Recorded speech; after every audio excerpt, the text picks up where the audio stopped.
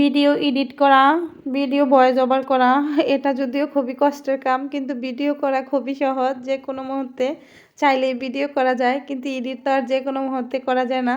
আসসালামু আলাইকুম, hi everyone, কেমন আছেন সবাই? আশা করি সবাই ভালো আছেন। তো সকাল সকাল রান্নার ভিডিও নিয়ে হাজির হয়ে গেলাম আজকে। আর এদিকে ইলহামের বাবা আর ইলহাম বাহিরে, যার কারণে আমি একটু টেনশনও করতেছিলাম। আর আজকে নিজেদের ঘরের মুরগি জব করছি। আর আমার দেবর চলে যাবে আগামীকালকে, এটা ছিল 30 ডিসেম্বর, 31 ডিসেম্বরে চলে যাবে ও। আর আমার ভিডিওটা করা হয়েছিল 30 তারিখ ডিসেম্বরের।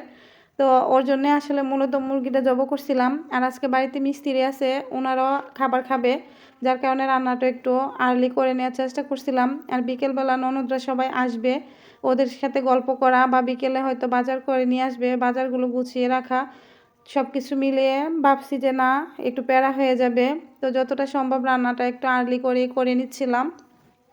তো এদিকে আমি মুরগির মাংসতে সব কিছু দিয়ে মাখিয়ে রেখে দিছি, গরুর মাংসটাও রান্না করে নিলাম। আর গরুর মাংসতে বেশি করে আলু দিয়ে দিছি।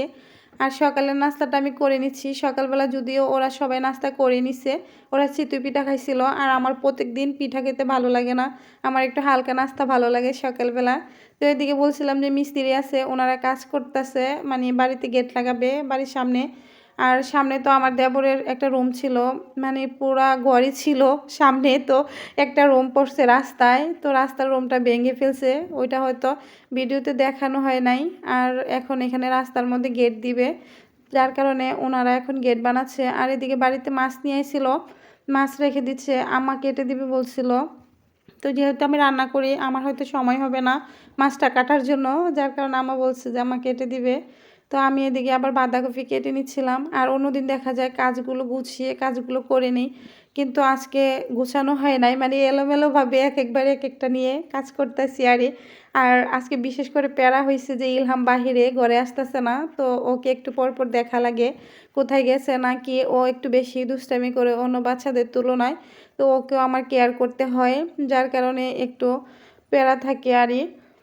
তো আমি এদিকে মুরগিটাও রান্না করে নামিয়ে নিচ্ছি, এখন পোলাওটা রান্না করে নিচ্ছি। আর রান্না করার সময় আজকে আমার সাথে কেন যে এমন হচ্ছে আমি বুঝতেছি না, মানে আমি যত একটু জলদি চাইতেছি যে রান্নাটা করে নেব, অতটাই লেট হচ্ছে।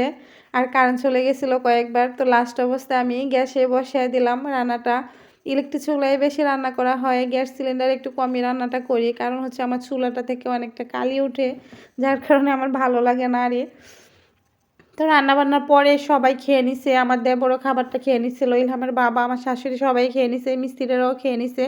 তো লাস্ট অবস্থা আমি আমার জায়ের জন্য অপেক্ষা করতেছিলাম, ও আবার একটু অলসতা করে বিকেলবেলা গোসল করছে, ও আস্তে আস্তে একটু লেট হয়েছে। তো আমি আর আমার জেঠি শাশুড়ি আমরা তিনজনেই আমার যার সহ খাবার খেতে বসে গেছিলাম। আর আজকে বাঁধাকপিটা চিংড়ি মাছ দিয়ে ভাজি করছিলাম, খুব মজা হয়েছিল বাঁধাকপিটা।